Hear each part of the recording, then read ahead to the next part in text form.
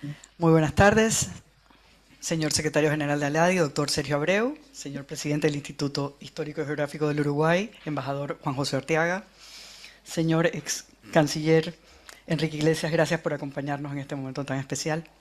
Señoras y señores embajadores, autoridades nacionales, representantes de organismos internacionales, académicos, investigadores, estudiantes, amigos y amigas. Muy buenas tardes. Deseo comenzar expresando mi más sincero agradecimiento al Instituto Histórico y Geográfico del Uruguay y a la Asociación Latinoamericana de Integración por la organización de esta conferencia y por haber querido sumarse a las conmemoraciones del Bicentenario del Congreso Anfictiónico de Panamá. Para mi país constituye un motivo de especial satisfacción que 200 años después de aquel histórico encuentro de 1826, su legado continúe generando espacios de reflexión sobre los desafíos y oportunidades que enfrenta nuestra región. Cuando Simón Bolívar convocó a las nacientes repúblicas americanas a reunirse en Panamá, lo hizo movido por una convicción que sigue interpelándonos hasta hoy, que la cooperación, el diálogo y la búsqueda de entendimientos son herramientas indispensables para construir un futuro compartido. El Congreso Anfictiónico fue en muchos sentidos el primer gran intento de articular una visión regional para América Latina. Más allá de sus resultados inmediatos, dejó sembrada una idea que ha trascendido generaciones, la aspiración de una región capaz de actuar de manera concertada frente a los desafíos comunes. Por ello, recordar este acontecimiento histórico no significa únicamente mirar al pasado, significa también preguntarnos qué lecciones pueden ofrecernos hoy aquellos ideales de unidad, cooperación e integración. Como punto de partida para esa reflexión tendremos la oportunidad de apreciar un breve video producido por la CAF, Banco de Desarrollo de América Latina y el Caribe, que nos acerca al contexto, la trascendencia y el legado del Congreso Anfictiónico de Panamá. Posteriormente escucharemos las valiosas intervenciones del embajador Juan José Arteaga, presidente del Instituto Histórico y Geográfico del Uruguay, y del doctor Sergio Abreu, secretario general de ALADI, cuyas reconocidas trayectorias y conocimientos permitirán enriquecer esta conversación sobre la vigencia de aquel proyecto integrador concebido hace 2 siglos. Agradezco nuevamente a las instituciones organizadoras por esta iniciativa y a todos ustedes por acompañarnos en esta tarde, y espero que disfruten del café panameño y de nuestras tradicionales rosquitas que trajimos desde Panamá especialmente para ustedes.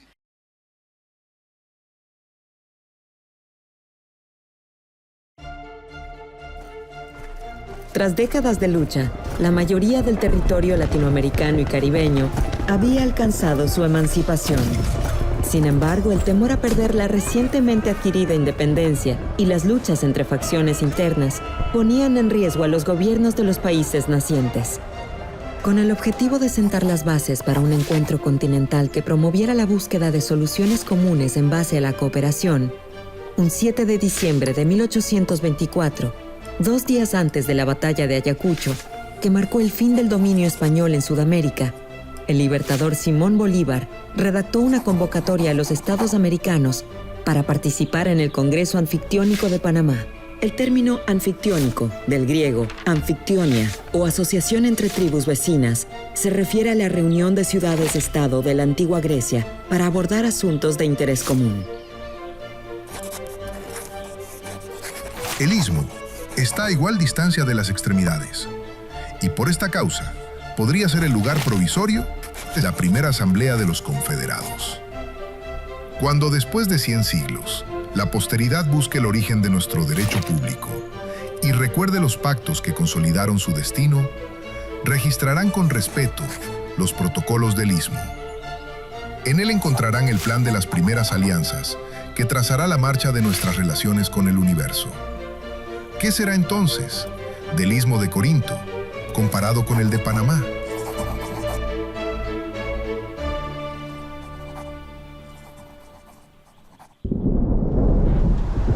No fue un viaje fácil, como nada lo era en la época, cuando se trataba de desplazarse a tierras lejanas.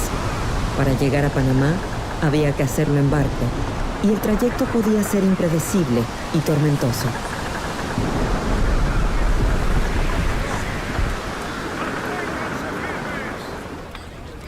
Ya en las calmas aguas de la bahía del puerto de Panamá, nuevas dificultades parecían conspirar contra la voluntad del proyecto anfictiónico.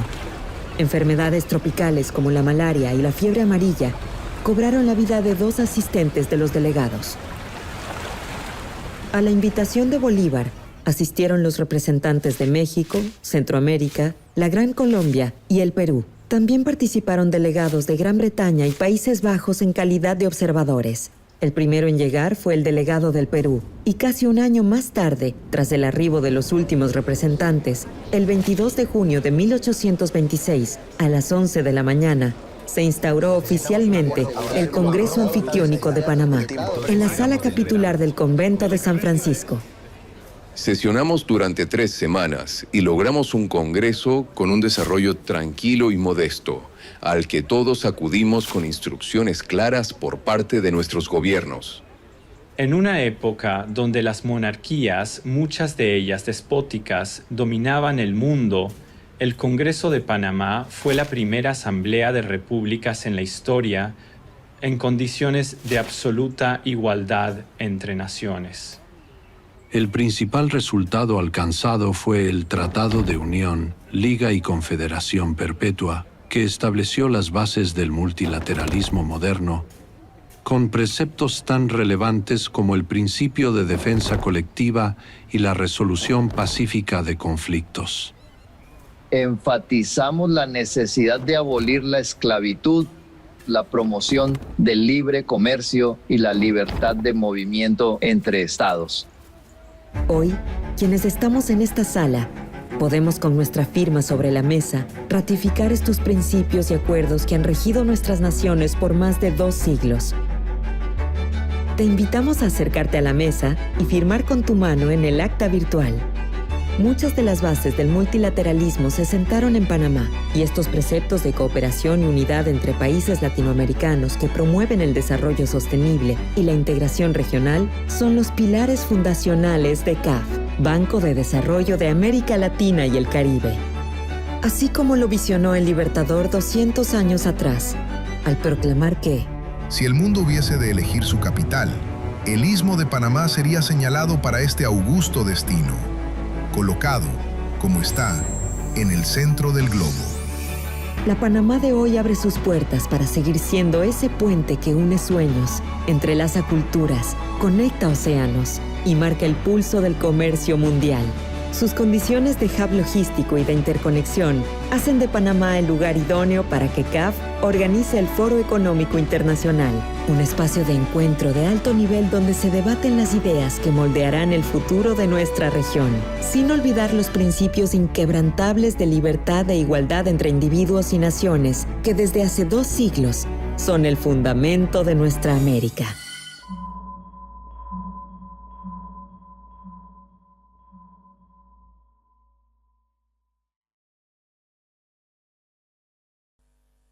Breve, pero creo que dice bastante y espero que lo hayan disfrutado. Embajador Arteaga, por favor.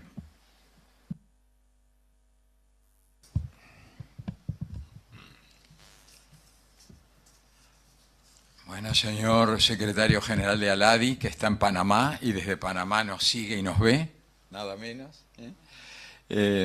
Señores representantes, señora embajadora, señores embajadores y embajadoras, estimado Enrique Iglesias, un hombre de la integración en América, si los hay, ahí lo tenemos, un gran exponente de ese espíritu que en parte sin duda nace en el Congreso de Panamá.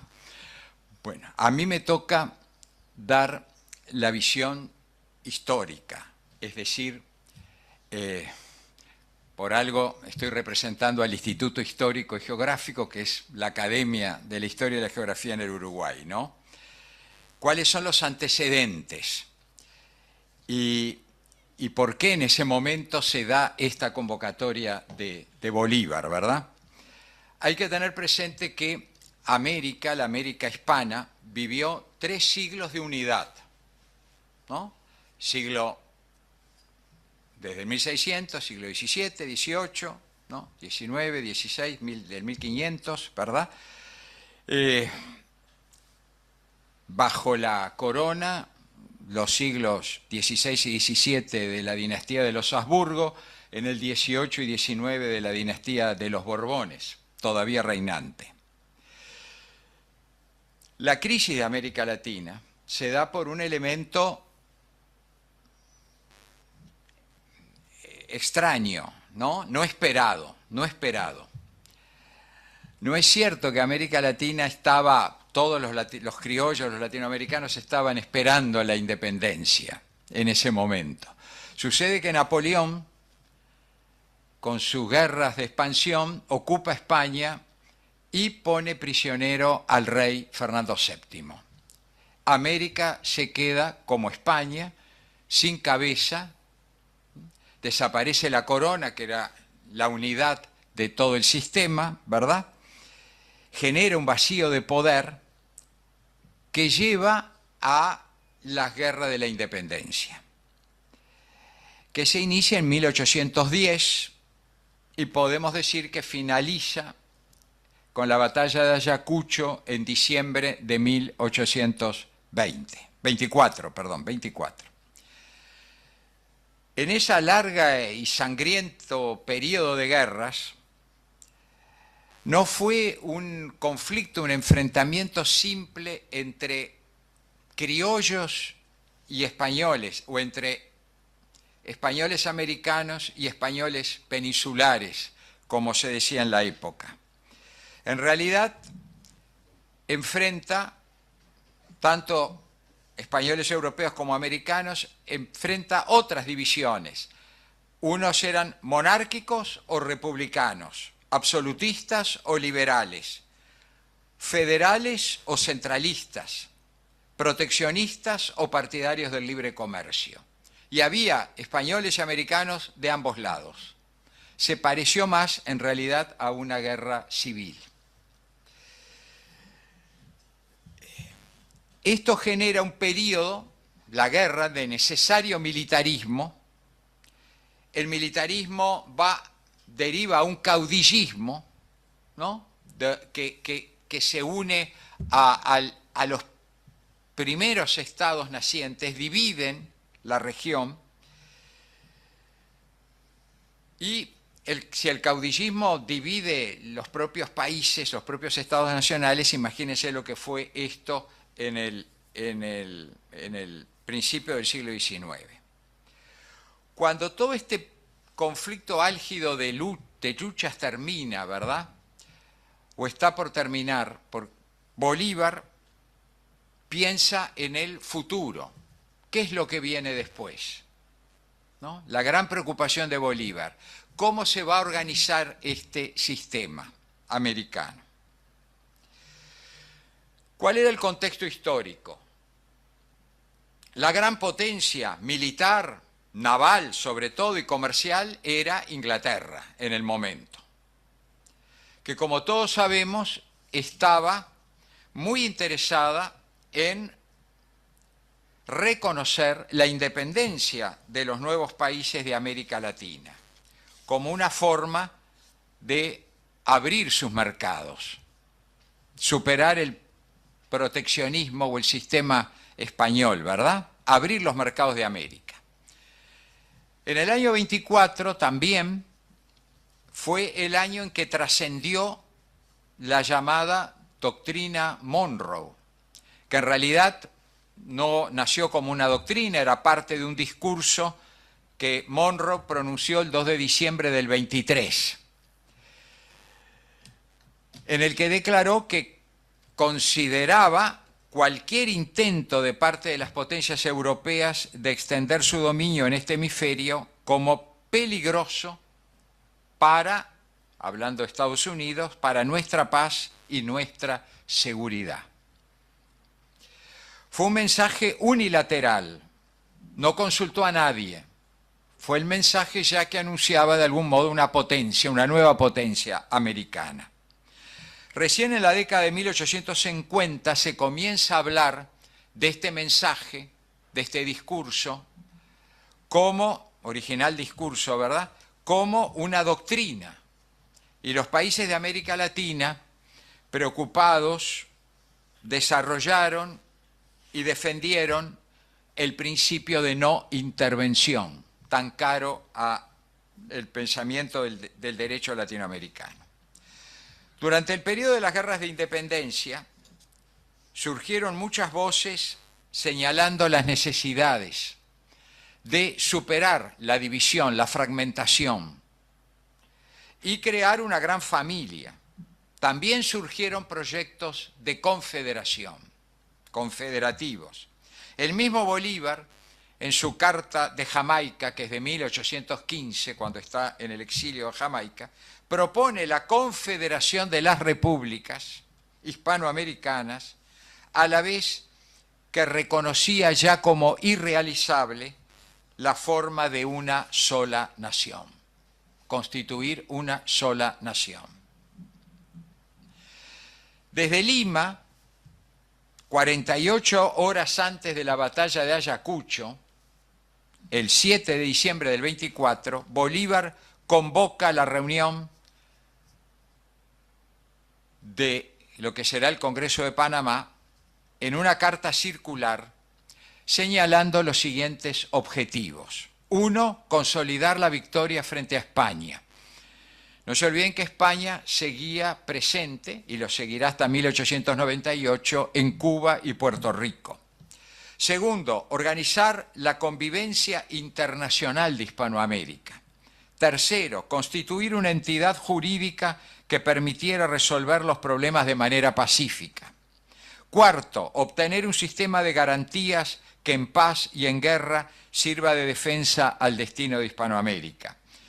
Quinto, perfeccionar la idea de una confederación. Sexto, discutir la liberación de Cuba. En esos años hay que tener en cuenta que la solidaridad hispanoamericana era algo vivo, era algo real. Cualquier hispanoamericano, cualquier criollo en cualquier parte de América hispana se sentía en su casa, en su hogar. Y todos vemos el tránsito que en todo este periodo hay, ¿verdad?, entre unos y otros. No existían aún las patrias, los estados nacionales, con sus diferencias y enfrentamientos posteriores. Cualquier hispano se sentía en su propia patria donde quiera que estuviera. América era aún una gran patria. Lógico era pensar en formar una confederación de países cuando todavía los nacionalismos no nos habían separado. Y ese es entonces el tono que Bolívar le da, ¿verdad? Estamos a tiempo de impedir que la división, la fragmentación de América se radicalice, eche raíces. La carta circular de Bolívar, como lo acaba de decir muy bien aquí el video perfecto, ¿no?, fue dirigida a México, a Guatemala, pero que hay que aclarar que Guatemala comprendía toda América Central, toda, desde Costa Rica hasta Guatemala, toda América Central, eso era Guatemala. Colombia, Panamá formaba parte de Colombia, la Gran Colombia, Ecuador y Venezuela también formaban parte de la Gran Colombia, Chile y el Río de la Plata. Perú, en ese momento era el país sede, por supuesto que estaba invitado, no le envía una carta porque era el país donde estaba Bolívar en ese momento, estaba en Lima, pero está invitado. Bolivia no se había separado aún de Perú, el Alto Perú. Y Uruguay era la provincia cisplatina. En el fines del 24, justamente es Ayacucho la que provoca en Juan Antonio Lavalleja y en sus seguidores que estaban en ese momento en exilio en la otra banda del Río de la Plata, lo que hoy es Argentina, es el triunfo de Ayacucho, en el cual, como esto era el país común, había muchos oficiales peleando en Ayacucho, que eran colombianos, venezolanos, ecuatorianos, argentinos, chilenos y orientales, ¿no? Ahí estaba, por ejemplo, el general Eugenio Garzón, el general Enrique Martínez en Ayacucho. La guerra era una sola, era la guerra de todos. Era el signo todavía era el signo de unidad. Y ese triunfo es lo que hace que en abril del 25 se produzca la Cruzada Libertadora. Así que está todo relacionado, ¿verdad? La Cruzada Libertadora es a raíz de Ayacucho. Y 2 días antes de la batalla de Ayacucho, que como ustedes saben encabeza el general Sucre, también venezolano como Bolívar, allí hace la carta circular invitando. Paraguay rechazó la convocatoria por decisión de Gaspar Rodríguez de Francia. Saben que la política de Gaspar Rodríguez de Francia era de aislamiento total. No se invitó a Brasil porque Bolívar no estaba convencido cuál era el papel del Brasil monárquico en esta relación. No era hispano, además, no era hispano. No, tampoco Bolívar no quiso invitar a Estados Unidos, de cuyos planes y de cuya vocación expansionista ya desconfiaba, ni a ningún país europeo. Pero ustedes ya habrán visto que sí hubo. ¿Por qué? Porque el vicepresidente de Colombia, el general Santander, creyó conveniente contar con Estados Unidos, Inglaterra, Brasil, Francia y Holanda, y él los invitó. Los invitó a Santander. Parece que Bolívar no vio bien estas invitaciones, pero el hecho es de que algunos representantes de estos países participaron. Hubo observador de Inglaterra y de Holanda, es cierto, pero también Estados Unidos, después de una gran discusión en el Congreso se discutió, decidió enviar a dos delegados, uno que era el representante de Estados Unidos en Bogotá, se murió en el viaje, y el otro llegó tarde, es decir que no llegaron a participar de la reunión, pero sí el norteamericano y el holandés. Ahora uno se pregunta, ¿y por qué se invitó a Inglaterra? Porque Inglaterra, ya después de las invasiones de 1806 y 7 en el Río de la Plata, a Buenos Aires y a Montevideo, Inglaterra no tenía aspiraciones coloniales en América Hispana. La política de Inglaterra era lograr la independencia de estos países, ¿no? Así que no era un peligro para los países hispanoamericanos Inglaterra. Hasta era un aliado. Y de algún modo se lo invitó como protector moral de la Confederación y para corresponder también a la ayuda que había prestado a Hispanoamérica en la lucha por la independencia, en armas, hombres, y en la actitud también en el Congreso de Verona, que fue un congreso todavía del año 1823, continuidad del Congreso de Viena, ¿verdad? Un congreso del absolutismo, de lo que se llamaba la Santa Alianza, ¿verdad? Y que Inglaterra, a contrario de las potencias europeas que en ese momento eran el Imperio Ruso, el Imperio Austrohúngaro, el Reino de Prusia, Gran Bretaña, pero Gran Bretaña era una monarquía limitada, y al cual después suman en 1818 a Francia, a la Francia de los Borbones, la Francia de nuevo absolutista. Y Inglaterra impide que la norma del absolutismo y de la base jurídica de la soberanía se basaba en el poder de los reyes, y que no hubiera aspiraciones de estos países, sobre todo de España, que estaba también en una gran crisis, porque en el año 23, en el año 20 había habido una revolución que le había obligado a Fernando VII volver a la vigencia de la Constitución de Cádiz de 1812, la Constitución liberal. En el 23, Fernando VII se dedica a pedir el auxilio de los monarcas absolutos, y en el 23, al final, Francia invade España con los famosos 100.000 hombres de San Luis para restablecer el absolutismo. Por eso que España como potencia está disminuida y está fuera de juego en este momento. Es decir que también el Congreso de Panamá era una forma de consolidar la independencia de América Hispana. Este apoyo a Inglaterra, sí, se pensaba pasajero, lógicamente, ¿no? Cesaría tan pronto llegaran las nuevas naciones a una madurez política y desapareciera el peligro del absolutismo europeo. Bolívar, como lo expresa en Carta a Santander, se avenía a tener a ingleses y norteamericanos como aliados, pero como un mal necesario, carta del 8 de marzo de 1825. Ya vieron que asistieron al Congreso entonces 2 representantes de México, 2 de Centroamérica, 2 de la Gran Colombia, 2 de Perú. Chile al final no estuvo representado, por más que estuvo invitado porque vivía una crisis política, y temía también la supremacía de la Gran Colombia. Buenos Aires no asistió porque estaba, recuerden, ya en el año 26, en guerra con el imperio brasileño, por la provincia oriental. Estados Unidos sí va, como dije, Gran Bretaña va como observador, Holanda y Francia, Holanda va, la Francia de Carlos X ya declinó, Borbón declinó la invitación. Panamá fue ante todo entonces un programa de fraternidad hispanoamericana en busca de la paz y la cooperación.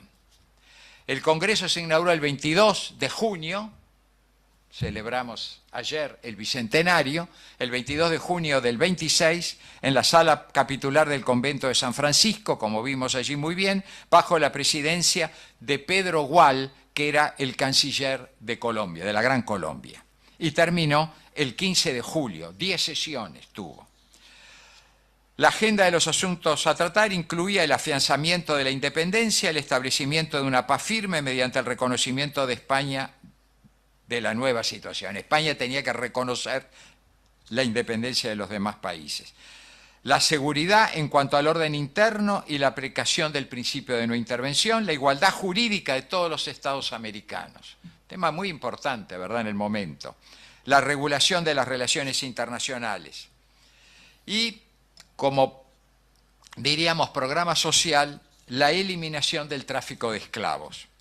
Se suscribieron acuerdos, uno de la Unión, Liga y Confederación, otro sobre la organización de las Fuerzas Armadas, que debían colaborar unas con otras en cada país, y el tercer acuerdo sirvió para fijar el lugar donde se proseguirían las sesiones, que sería la ciudad mexicana de Tacubaya.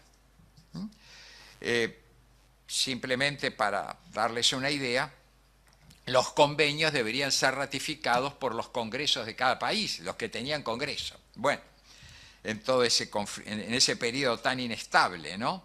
Solo Colombia ratificó los tratados. Los delegados de Perú y el inglés no fueron a Tacubaya, donde Gual permaneció 2 años, Gual, miren el tiempo de la época, ¿no? 2 años esperando inútilmente que el gobierno mexicano ratificase los acuerdos. Finalmente hizo constar la imposibilidad de continuar las negociaciones y declaró disuelta la reunión. El Congreso terminó aparentemente en un fracaso. Nada demasiado concreto salió de él, pero el Congreso sirvió para que Bolívar también tomara conciencia de la profunda divergencia de intereses existentes entre las nuevas repúblicas independientes. Desencantado, el Libertador hizo un último llamado a la unidad, proponiéndoles a 3 países, Colombia, Perú, la Gran Colombia, recuerdan, ¿no?, que era en realidad 4 países, porque era Ecuador, Venezuela, Panamá y Colombia, Perú y Bolivia, a lanzar una confederación llamada Federación de los Andes, de la que él mismo sería el protector, que en el futuro debería sumar a México y Chile, y tendría la virtud de reunir a los pueblos que compartían un modo de vida andino e intereses comunes. Reservó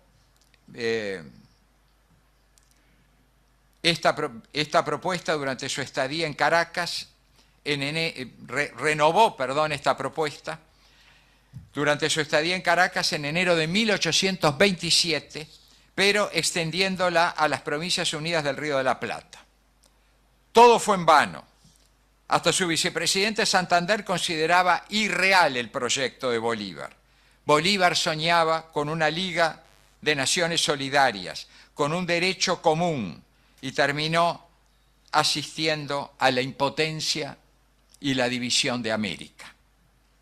Con este Congreso hay algo importante, queda algo. Bolívar quiso alentar el despertar de este continente, para que este continente adquiriera una conciencia colectiva, una forma de superar la división y el caos, el triunfo de las individualidades nacionales. No lo logró, pero Bolívar dejó una semilla, una ilusión, pero ¿por qué no una vocación a cumplir? Gracias.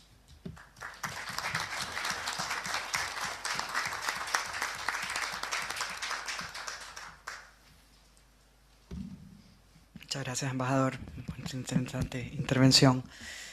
Secretario General, tiene usted la palabra.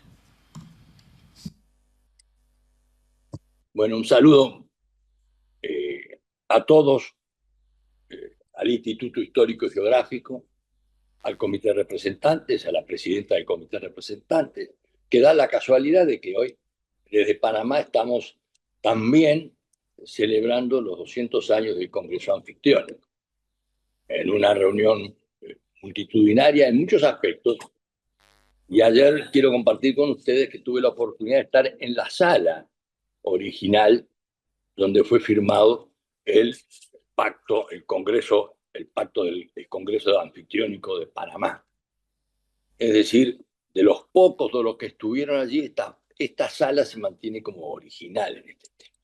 Bueno, saludo también especial a Enrique Iglesias, con el respeto y la admiración que le tengo y esa visión además que también es importante de lo que es esa herencia hispánica que también ha traído en cultura, en posibilidades de desarrollo y esa visión también latinoamericana de la integración que compartimos desde hace mucho tiempo. Y a todos los embajadores, representantes e invitados. Miren, yo solamente voy a tratar de ir porque ha sido muy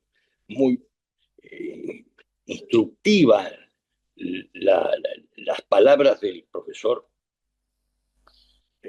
Juan José de Arteaga, presidente del instituto que tengo el honor de integrar, ¿no? Porque ha ubicado en el ámbito de la geografía política y de todos los aspectos todo lo que significaba el proceso de independencia de las colonias hispánicas en aquella época. Yo no quiero centrar en un tema que es muy importante, porque es también lo que de alguna manera hoy analizamos en nuestro continente y en todo, digamos, en el ámbito del equilibrio de poder global. En aquel momento estábamos ante un cambio de época, como estamos hoy. Un cambio de época que suponía nada menos que la unidad de toda América hispánica, que era jurídica, religiosa, cultural, como colonia, ¿sí? Que tenía, como decía el profesor Reyes Abadía, aquella centralidad o la concentración de la lengua, la religión y la raza. Incluso en la lengua incluía el portugués como un derivado de todo lo que fuera laico. Pero estos tres elementos eran la unidad, yo diría, la unidad de las colonias hispánicas que tenían algo en común, que ese cambio de época suponía que tenían que buscar una independencia, por decir así, de las monarquías y sobre todo de las metrópolis. Bueno, en ese cambio de época que se viene arrastrando de a poco, uno dice, ¿de dónde vienen todas estas ideas? De ese cambio de época que supuso la ilustración europea del siglo XVIII, del pensamiento de Rousseau, de Montesquieu en la separación de poderes, de Kant en el concepto de la paz perpetua, el republicanismo clásico, miren qué cosa interesante, que es anfictiónico, que es la referencia a lo greco-romano, y también a un origen del justnaturalismo que está de alguna manera consagrada en la Constitución de Cádiz de 1800, por decirlo en términos dos. Pero acá hay dos o tres personajes que son muy importantes de nombrar, que a veces no son conocidos. Conocidos quiere decir, no son analizados en este cambio de época.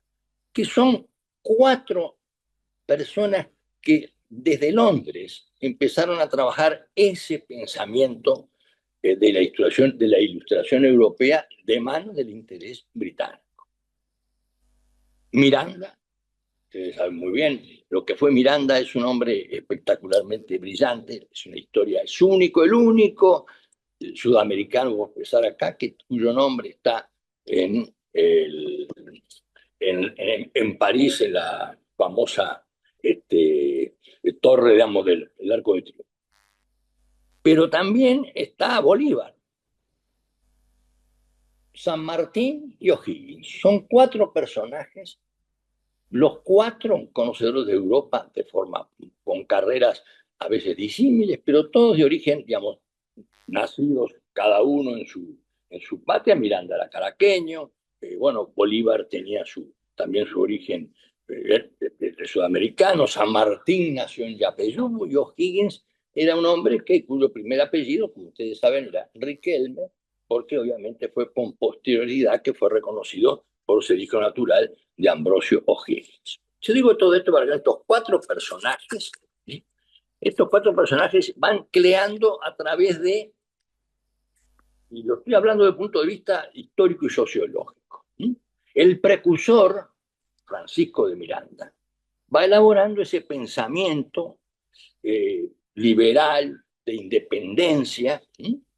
Y que va arrastrando el pensamiento de muchos, en particular cuando funda en Londres la Gran Reunión Americana. Esa Gran Reunión Americana, hasta 1810, fue una referencia de todas las organizaciones secretas hispanoamericanas. Estamos hablando más allá de cualquier otro tipo de organización. ¿Por qué? Porque tenía un elemento importante desde el punto de vista liberal que a veces no tenía mucha coincidencia con, voy a decir así, con la Iglesia Católica en términos generales. Muy bien. Es así que San Martín después es lo que cree los famosos caballeros nacionales. Miranda es el visionario, Bolívar, O'Higgins y San Martín los ejecutores. ¿De qué? De ese pensamiento que venía de la Ilustración francesa, del republicanismo y del justnaturalismo, una nueva forma de independencia. Muy bien, ese cambio de época era muy importante, porque yo diría que lo que unió a toda la colonia hispánica, a todas las colonias hispánicas, fue el enemigo. El enemigo en el sentido era la independencia. Hasta allí, hasta Ayacucho, como ustedes recordarán, 1824, como muy bien ha citado el profesor Juan José, 2 días antes de la batalla de Ayacucho es que 2 días antes es que Bolívar convoca al Congreso Anfictiónico de Panamá, es decir, todavía no estaba decretada toda la independencia. Y ese Congreso iba en el tránsito de poder implementar un proceso, obviamente, de independencia en la unidad de todas las colonias hispánicas para después crear unas nuevas condiciones de gobernabilidad sobre nuevos principios. Ahí está el tema filosófico detrás. Muy bien. Y aquí es que me voy a sustraer de una cantidad de anécdotas y de temas, porque ustedes saben que todo esto es muy interesante, porque no todos los tiempos en nuestra región, y sobre todo en América, coincidían. Ustedes recordarán José de San Martín, que de alguna manera libera con Chile, Perú, el propio Bolívar, que va desde el norte a todo hacia abajo, la parte San Martín, que tiene un arrastre rioplatense, por decir así, con visiones un poco distintas de la que tenía Buenos Aires y su calidad de metrópoli, o el concepto más, digamos, unitario. ¿A qué se debe esto? Lo decía Reyes Abadí con mucha claridad, que la fragmentación que se va produciendo en todos los países de las excolonias hispánicas, y ahí luego está alrededor de los criollos nuevos, o de los criollos hijos de los españoles, que van desarrollando su concepción de comercio y su capital con una especial preocupación. Decía Reyes Abadí, el sueño del estadito propio. Y ahí comienza de alguna manera ese tipo de fragmentación, pero eso para otro minuto, porque es muy importante esto. Ese cambio de época tenía a Inglaterra muy cerca. No olvidemos que todos los que estamos dando los cuatro, O'Higgins, San Martín, por supuesto Miranda y Bolívar, los otros inclusive se reunían en Londres, tan es así que cuando va Bolívar a Londres, que es mucho menor, Bolívar era mucho menor, por supuesto, que Miranda. Miranda falleció después, mucho antes, fue que lo convence al propio Miranda Bolívar ir a Venezuela con alguna serie de dificultades que hay. ¿Por qué digo esto? Porque Londres era, en ese cambio de época, el dueño de los mares a partir de Trafalgar. La ruptura no era solo desde el punto de vista de las naves de guerra, era el comercio. El monopolio español se había fracturado y el comercio libre venía de la mano de una revolución industrial que se iba impulsando a través nada menos que los intereses de Gran Bretaña. Pero también no es poca cosa hablar de la importancia que el sistema inglés tenía en lo que era la monarquía con el sistema parlamentario, por decir así, con la Cámara de los Lores. Y es muy interesante leer algunos de los fundamentos que estos cuatro personajes hablaran sobre la necesidad, por supuesto, de un sistema bicameral, pero era otro tema que no vamos a hablar porque tiene mucho más profundidad. Bueno, aquí y voy desembocando en esto, el otro elemento que era muy importante en ese cambio de época, la revolución industrial, el transporte, el comercio y las finanzas. La City de Londres era el centro financiero, un centro financiero de carácter global de aquella época. Los seguros, desde el punto de vista de los seguros, los créditos, mercado de capitales, todo eso que se va desarrollando, que se crea en 1825, pero un año antes de Congreso Anfitrión, una gran crisis financiera en Londres, donde hay una, como se dice ahora en términos modernos, explotó la burbuja. Pero que eso no terminó con la crisis de todo el sistema financiero londinense. Todos estos elementos son el cambio de época. Y acá está muy bien lo que decía Juan José. Estados Unidos recién se había anunciado en su doctrina Monroe de 1823. Era un país en crecimiento recién, fue su quinto presidente, el que declaró la doctrina Monroe, que era América para los americanos, pero tratando de rechazar, y ahí está el tema, el resultado de la Convención de Viena, en la que las monarquías habían vuelto a reivindicar su condición de poder, volver a recuperar las colonias perdidas, sobre todo España. Y allí es muy importante este tema. ¿Por qué? Porque Estados Unidos recién comenzaba a ser un pequeño rival, un rival, que luego se manifestó en otras condiciones, como ustedes saben, pero en Inglaterra. ¿Y qué hacía Inglaterra? Inglaterra geopolítica, digo para estudiar hasta los momentos de hoy. Inglaterra jugaba un doble partido porque tenía, en aquel tiempo, tenía antes, una alianza con España contra Napoleón. Y entonces no estaba en condiciones de ayudar 100%, pero daba un respaldo muy importante en todos aspectos directos o indirectos, pero sobre todo a través del pensamiento que se fue a desarrollar en Londres, que es de carácter, vamos a decir, filósofo. Ese es el cambio de época. Y el cambio de época tiene un elemento muy importante para reflexionar, que es la visión del continente del norte y del sur. Y acá ustedes recordarán algo muy importante, porque más de una vez en Aladi, con el embajador de Ecuador, Illingwood, hicimos un recuerdo de la batalla de Pichincha. Esa batalla de Pichincha que fue muy importante, bueno, que se fue, pero sobre todo aquella reunión que se produjo entre Bolívar y San Martín. ¿En dónde? En Guayaquil. Y en esa reunión, se dice que no se sabe, pero que somos un poco curiosos, accedimos a alguna de las cartas. Hubo una especie de, no de discusión, pero por lo menos de visión diferente sobre estos temas, en la que obviamente Bolívar se iba avanzando en su condición de líder, y San Martín también lo hacía en su condición de militar, ya con una carrera muy desarrollada, con grandes y muy buenos antecedentes en la historia militar, su historia militar, pero San Martín no tenía el apoyo 100% de Buenos Aires en 1822. ¿No? Vamos llegando hasta el 26, el 24 de Ayacucho, bien se llama. Y ahí, pero ¿qué sucede? Y como bien decía el profesor Arteaga, son distintas las realidades.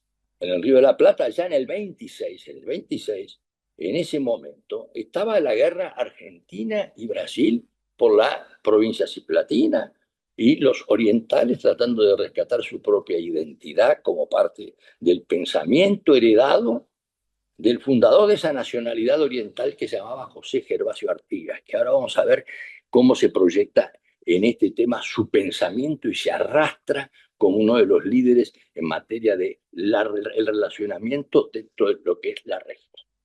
Y ahí, como ha dicho muy bien el profesor Arteaga, bueno, se plantea el Congreso anfitriónico, bueno, ahí queda afuera porque eran hispanos nada menos que Haití, donde ahí se había refugiado Bolívar cuando fue perseguido. ¿Por qué? Porque era otro tipo de, vamos a decir, de etnias.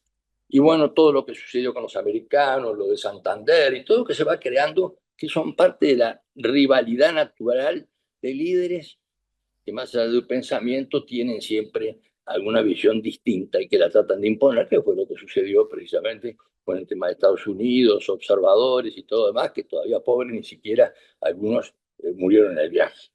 Pero lo que se reunió en ese pacto, vamos a decir, hay tres aspectos muy importantes. Una expresión de principios. Las cláusulas de ese tratado llamaba, miren, unión, liga y confederación perpetua. Esa palabra perpetua es muy nuestro de nuestros latinos. Para nosotros nos parece que las cosas tienen que ser perpetuas. ¿Mm? Y el corto plazo hoy nos está cortando la capacidad de la perpetuidad. ¿Mm? Se adelantaron 2 siglos a su tiempo muchas de sus cláusulas. Una es la institucionalidad, y ahí está el pensamiento confederado. Acá no se trataba de suprimir la soberanía, era confederado, era varios países, una relación, vamos a decir ahora en términos jurídicos, intergubernamental, que no era aquello de que tengo que crear un Estado supranacional, como después se podía, porque era, entre otras cosas, lo sabía Bolívar, era imposible. Pero tendría una asamblea general que actuaría como conciliadora, árbitro, y establecida además, miren qué interesante en materia de seguridad jurídica, el principio de solución pacífica de las controversias. ¿Qué quiere decir esto? Que esto también viene emanado del pensamiento de Manuel Kant, el de la paz perpetua, que también está dentro de aquellos aspectos que se discuten o que conversan en el mundo de la ilustración con los próceres en Londres. Y entonces el primer intento de solucionar controversias, recurriendo al derecho, con una cláusula inclusive de adelantada visión democrática, porque esa concepción republicana, más allá de la discusión sobre cómo se manejaba el poder ejecutivo, que no vamos a entrar en estos detalles, obviamente era una herencia del principio de Montesquieu de separación de poderes. Entonces, todo esto hace 200 años. El artículo 28 hablaba de la naturaleza intergubernamental y de no renunciar a la soberanía. Pero miren qué interesante, uno de los artículos, que era el 30, decía que lograba la paz, el tratado debía revisarse para adaptarse a las circunstancias, un texto pensado que no se impondría como dogma. ¿Ustedes se imaginan esa visión adelantada, confederada, de seguridad jurídica, de principios que después se van desarrollando, y sobre todo aquello que en esa nueva época ya no estamos hablando de colonias que se iban a conquistar? Ya empezamos a hablar que la revolución industrial en ese cambio de época significaba mercados y un nuevo modelo de globalización por un incipiente equilibrio de poder que comenzaba a desarrollarse. Ustedes, bueno, después lo veremos en toda la historia. Entonces, ¿en qué quiero terminar en esto? Quiero terminar que más allá de ese resultado, el Tratado de la Unión, de la Liga de Confederación, que ustedes saben muy bien, fue apenas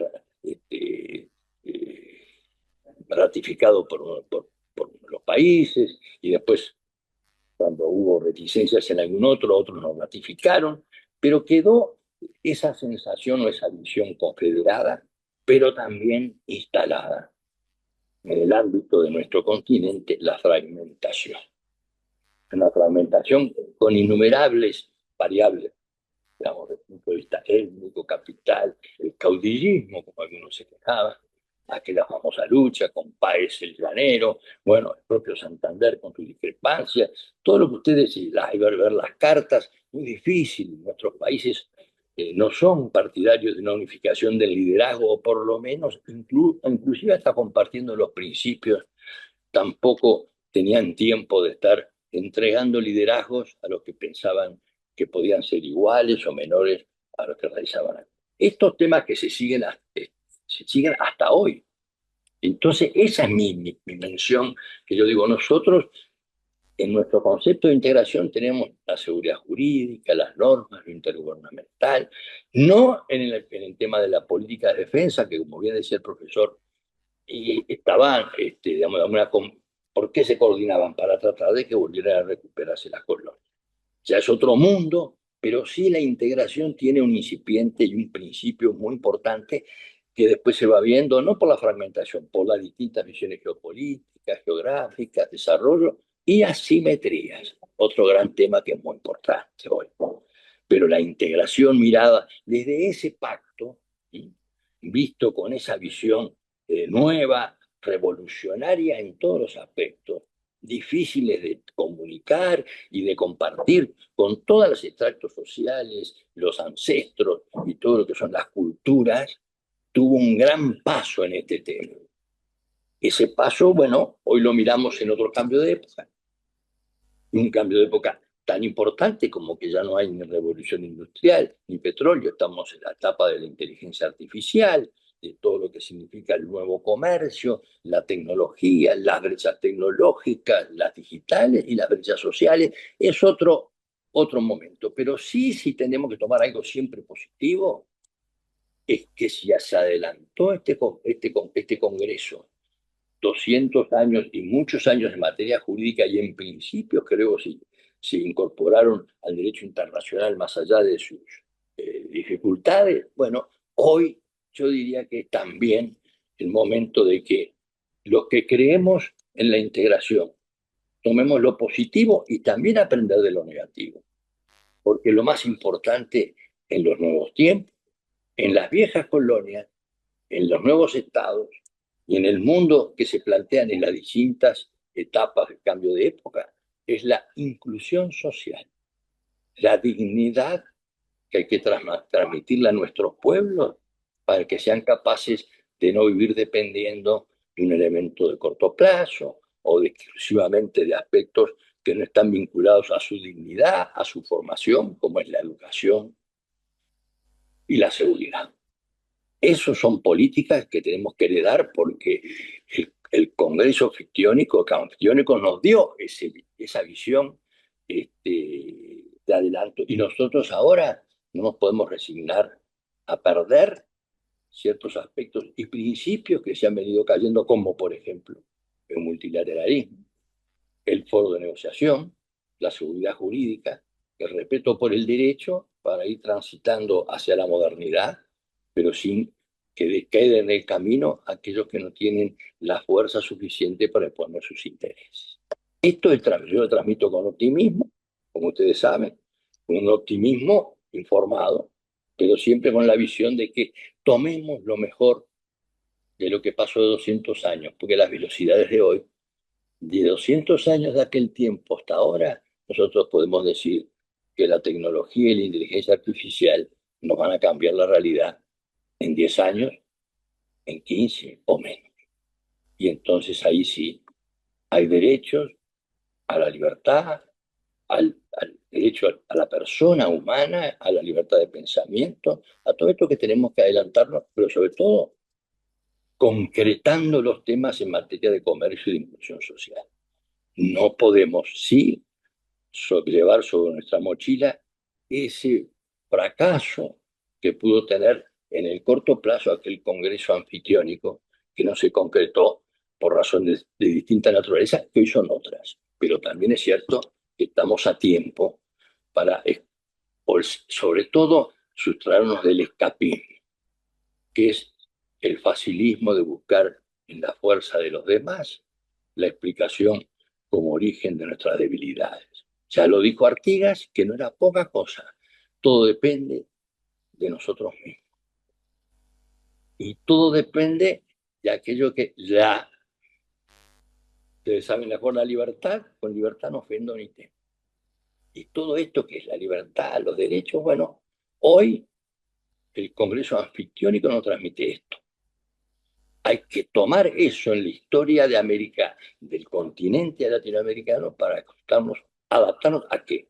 Al desafío de los nuevos tiempos, a los cambios de época y sobre todo a la dignidad de los que no están en condiciones de poder incluirse en una sociedad cada día más exigente y cada día más excluyente en unos aspectos. Este es mi mensaje optimista pero realista. Son 200 años y podemos volver a hacer el mismo juramento, pero también acostándonos a este cambio de época para concretar algunos temas como hemos desarrollado hoy en algún tema de la LAN, sobre todo en el tema de un sector, pero para concretar, porque 200 años no son para refugiarse en la nostalgia. 200 años son para soñar con el futuro. Muchas gracias. Muchas gracias, secretario general. Muchas gracias, profesor Arteaga, por convocar a esta conferencia y permitirnos escuchar estas reflexiones. Nuevamente los invito a probar el café panameño, café de especialidad que tenemos afuera para ustedes. También tenemos una exhibición de algunas fotografías de patrimonio de la UNESCO, tanto material como inmaterial de Panamá, y la gigantografía de un sello conmemorativo del Congreso Anfictiónico que develamos en el día de ayer con el Correo Uruguayo. Muy agradecidos al Correo Uruguayo por esta distinción y por permitir este pequeño embajador que va a viajar alrededor del mundo celebrando este congreso que convocamos hace 200 años.